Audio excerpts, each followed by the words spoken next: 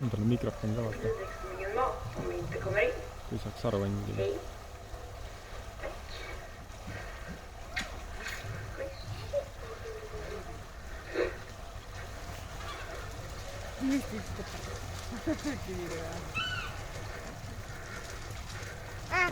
Hallå! Välkomna till dagens pingvinmatning. Här har ni humboldt-pingviner som vet precis när de ska få mat. Humboldt-pingvinen kommer ursprungligen från Sydamerikas kust, nämligen Peru och Chile. Och de är döpta efter Humboldt-strömmen som går där. Klimatet på grund av Humboldt-strömmen är ganska likt det vi har här. Och de här gillar inte när det är för kallt, utan gillar att vara inne på vintern. Det de får till mat idag är sill.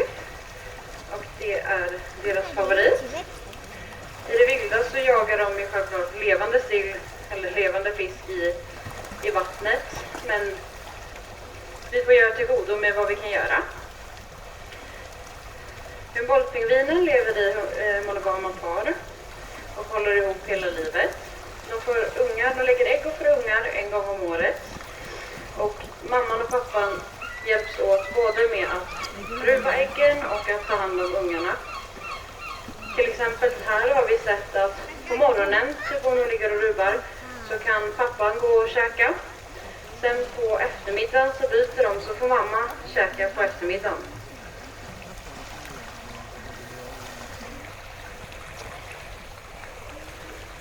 Att de ser ut lite som den här individen gör, lite ruggig, är just för att de ruggar. Just nu de flesta är klara.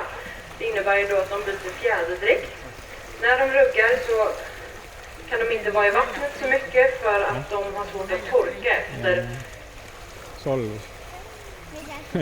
I det vilda så är humboldt-pingvinen hotad. Det finns ungefär 15 000 individer kvar i det vilda. Det beror på många olika anledningar, framförallt mänsklig påverkan som till exempel guanoskörd, vilket är deras avföring som de bygger reden med, vilket också är väldigt bra som gödslingsmedel. Och när man upptäckte det så skördar man det och då är det svårt att bygga bo. Ja. Även överfiske, att det helt enkelt inte finns någon mat för dem att äta. De kan även fastna i nät och bli uppfiskade helt enkelt.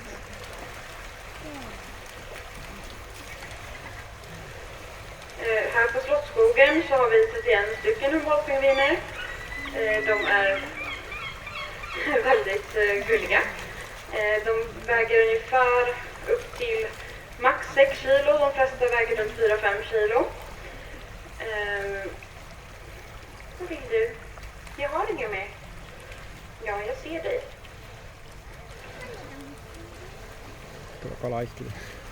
Våran äldsta är 36 år gammal. Så att de kan bli ganska gamla, speciellt i fångenskap. Våra pingviner är även med i ett bevarandeprogram.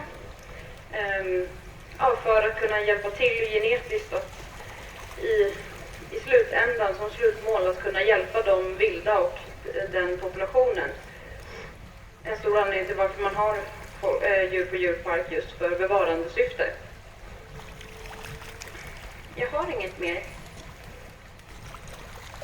Pingvinen är ju en fågel som inte kan flyga, men den använder istället sina vingar som fenor. Jag tycker snarare att det är fenor. Som ni ser så är de ju ganska mycket smidigare i vattnet än vad de är på land.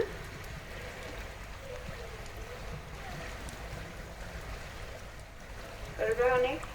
När de står så här och skakar så är det inte att de mår dåligt eller fryser, utan de försöker torka sin fjäderdräkt.